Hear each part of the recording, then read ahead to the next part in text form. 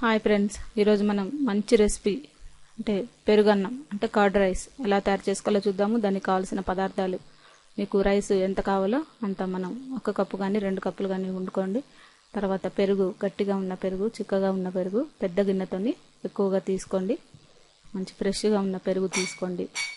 ఉల్లిపాయలు, పచ్చిమిర్చి, ఉల్లిపాయలు 2, పచ్చిమిర్చి 4 తీసుకొని కట్ చేసి పెట్టుకోండి. ఈ పోపు దినుసులు అంటే శనగపప్పు, ఆవాలు, జీలకర్ర, మినపప్పు, కరివేపాకు 2 రెబ్బలు తీసుకోండి. ఎండుమిర్చి ఒక 4 తీసుకొని కట్ చేసి పెట్టుకోండి. అల్లం తురిమి పెట్టుకోండి. కొత్తిమీర 1 సన్నగా తరిగి కట్ చేసి పక్కన పెట్టుకోండి. ఉప్పు 1/2 స్పూను, మీ టేస్ట్కు తగ్గట్టు కూడా వేసుకోవచ్చు. మనం దీంట్లో ఒక 3 స్పూన్లు ఆయిల్ వేసుకొని దీంట్లో ఆవాలు, జీలకర్ర, మినపప్పు, శనగపప్పు ఇవన్నీ కూడా కొంచెం ఎక్కువగా వేసుకోండి. దీంట్లోనే ఎండుమిర్చి కూడా వేసి దోరగా వేయించుకోండి 2 నిమిషాల పాటు. ఇది కొద్దిగా వేగిన తర్వాత ఆనియన్స్, పచ్చిమిర్చి అంటే ఉల్లిపాయలు, పచ్చిమిర్చి కూడా వేసి మనం దోరగా ఫ్రై చేసుకోవాలి.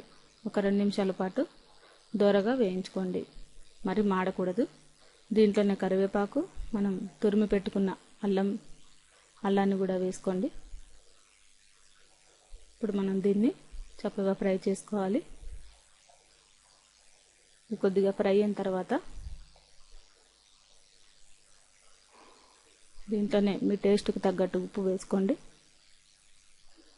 ఇప్పుడు మనం ఇవన్నీ వేగిన తర్వాత స్టవ్ బంద్ చేసి పక్కన పెట్టి కొద్దిగా చల్లారిన తర్వాత దీంట్లో రైస్ వేసి చక్కగా గడ్డలు లేకుండా మంచి పొడి పొడిగా కలుపుకోండి.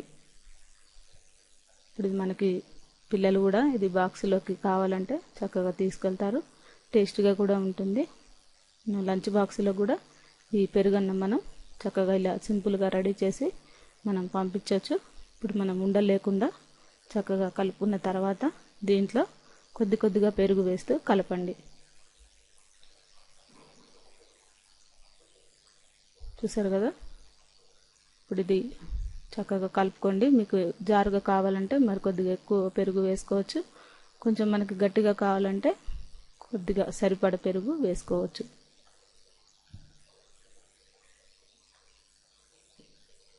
చూసారు కదా, ఈ విధంగా మనకి చక్కగా మనం ఉప్పు కూడా చూసి మీకు టేస్ట్ తగ్గట్టు మరి కొంత ఉప్పు కావాలంటే కూడా వేసుకోవచ్చు. ఇప్పుడు మనకి రెడీ అయిపోయింది.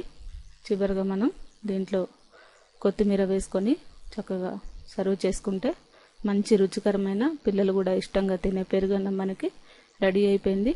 ఈ రెసిపీ మీకు నచ్చినట్లయితే లైక్ చేయగలరు. ఈ రెసిపీని మీరు కూడా ట్రై చేసి చూడండి.